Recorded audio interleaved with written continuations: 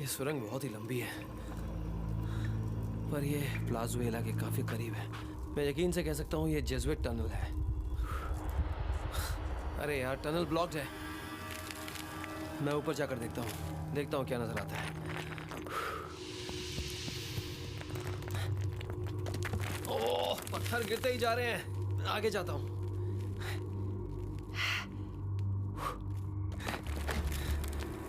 शायद कुछ दिख रहा है आखिरी सिरे पर। वहाँ क्या है दोस्त? देखता हूँ यहाँ से निकल पाता हूँ या नहीं। ओह, मैं सिकुड़ कर भी यहाँ से नहीं निकल पा रहा। ओह, तुम ठीक तो हो जेरेमी? मैं निकल नहीं पा रहा। जैक, शायद मैं फंस गया हूँ।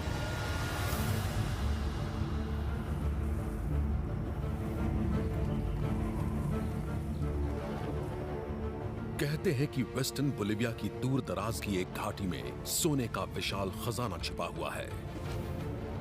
पिछली 3 शताब्दियों के दौरान $2 अरब से भी ज्यादा कीमत के इस खजाने को हासिल करने की कोशिश में सैकड़ों लोगों की मौत हुई है।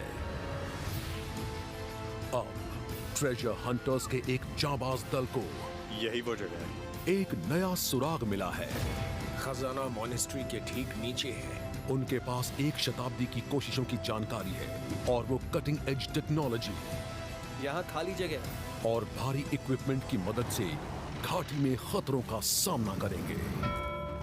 नीचे झुको। और अगर वो साकम्बाया का रहस्य सुलझा सके तो उन्हें खजाने तक पहुंचने का रास्ता मिल सकता है। ये जेसुइट गोल्ड है। जेरेमी, कसकर पकड़ो। 3, 2, 1। ध्यान से। Treasure quest.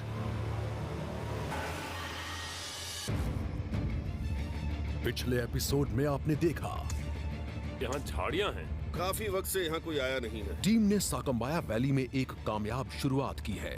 ये चालिस एक शानदार खोज है। वो अलग अलग होकर ज्यादा इलाका कवर कर सकेंगे।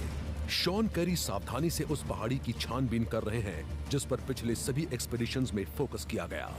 ये यकीनन प्राडा या फिर सैंडर्स के एक्सपेडिशन का है। उनके साथियों को जेसुइट मॉनेस्ट्री के खंडहरों के पास जमीन के नीचे एक खाली जगह मिली है। ये नॉर्मल नहीं है, वहाँ कोई बड़ी चीज है। उन्होंने एक बेहतरीन खोज की है। वो ये एक बड़ा सुराख है। गुफा मिल गई जैक।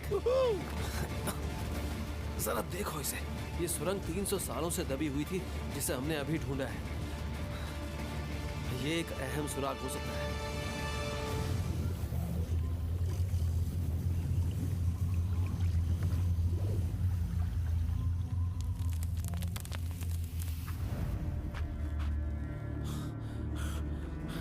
हमें क्या मिला है?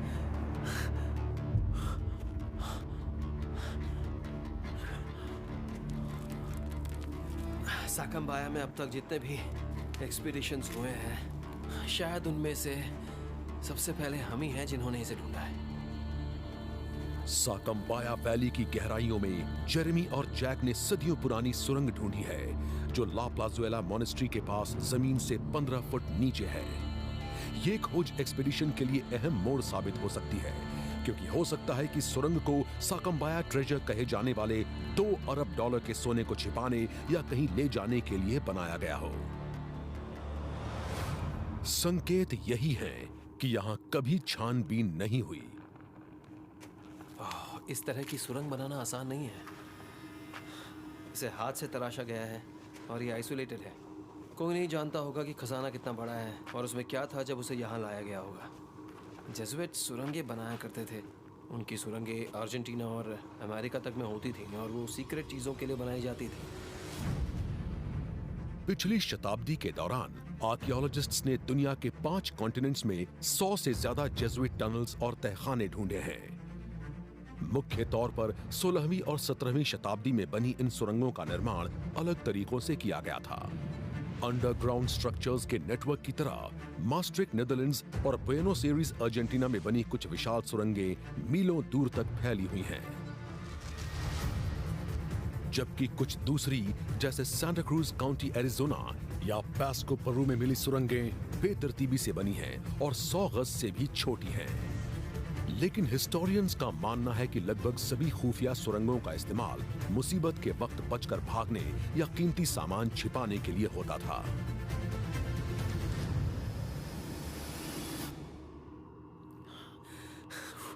मैं यकीन से कह सकता हूँ कि ये जेसुइट टनल है। ये प्लाजुएला के काफी पास है और प्लाजुएला से पता नहीं कहाँ तक जा रही है। शायद 2 अरब डॉलर के खजाने तक। जेसुइट्स काफी कुशलता से काम करते थे।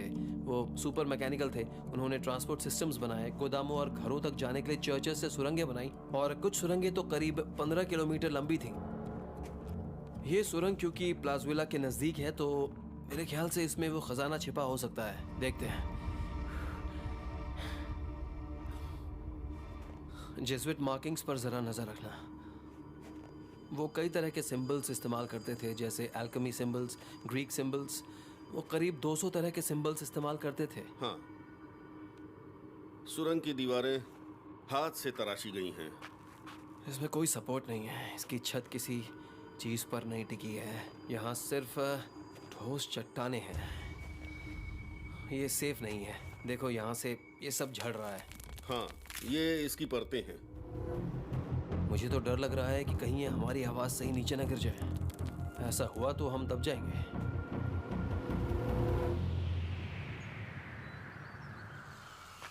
नई मिली सुरंग से करीब 5 किलोमीटर दूर एक्सपेडिशन लीडर शॉन कोल्स एक ग्राउंड पेनिट्रेटिंग रेडार की मदद से कबायो कुंका पहाड़ी की छानबीन कर रहे हैं। पिछले सभी एक्सपेडिशंस में इस पहाड़ी पर फोकस किया गया, लेकिन उन्हें खजाने या खुफिया तहखानों के बारे में कुछ भी पता नहीं चल सका था। अब state of the art equipment इस्तेमाल करते हुए शॉन पूरी पहाड़ी की जांच कर रहे हैं और इसमें दक्षिणी हिस्सा भी शामिल है जिस पर पहले कभी गौर नहीं किया गया है। पर उनकी 2 इन्वेस्टिगेशंस का एक ही नतीजा निकला है। हावी, कोई हिट मिला? पूरा इलाका देखने के बाद भी कुछ नहीं मिला। ओह गॉड, यहाँ कुछ नहीं है। यहाँ कोई खाली जगह या बड़ी सुरंग नहीं है। हाँ, कोई फायदा नहीं हुआ। मुझे यकीन है कि जेसुइट्स लोगों का ध्यान बटाना चाहते थे ताकि वो असली जगह की बजाय दूसरी जगहों पर गौर करें। जेसुइट्स ने सैन रेमोन डॉक्यूमेंट में ये बात शायद इसलिए लिखी थी ताकि हर कोई यहाँ आए और मॉनेस्ट्री पर फोकस ना कर सके। लेकिन किसी भी हिस्टोरिक रिकॉर्ड में कबायो कुंका की बात नहीं कही गई है। सैन रेमोन डॉक्यूमेंट थोड़ा सा अजीब है। उसमें कबायो कुंका का सीधा जिक्र नहीं है। उसमें लिखा है माउंटेन प्लेटू एग शेप्ड रॉक। हो सकता है वो एकदम अलग तरफ इशारा कर रहे हों, किसी और पहाड़ी की तरफ जिस पर प्लेटू है। ला प्लाजुएला की बात करें तो वो घाटी का एक प्लेटू है, तो शायद हम सही ट्रैक पर हैं। चलो प्लाजुएला की तरफ वापस चलते हैं।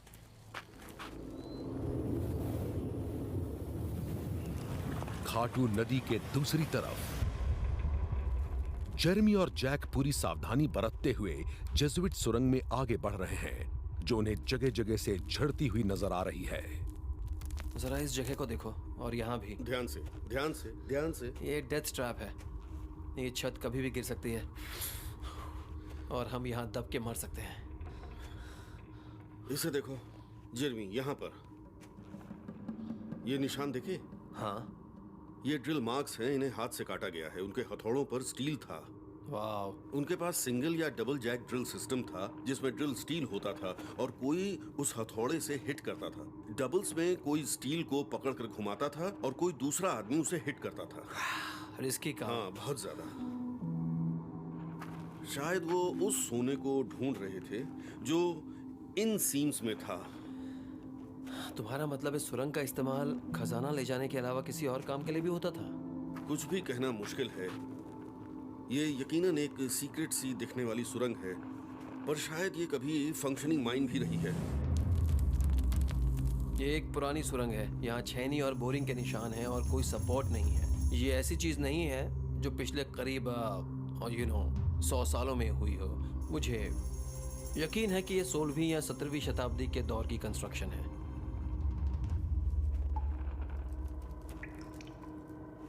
सुरंग काफी दूर तक बनाई गई है। ये सिर्फ एक हिस्सा है। ये खत्म ही नहीं हो रही। शायद हम करीब पहुंच रहे हैं।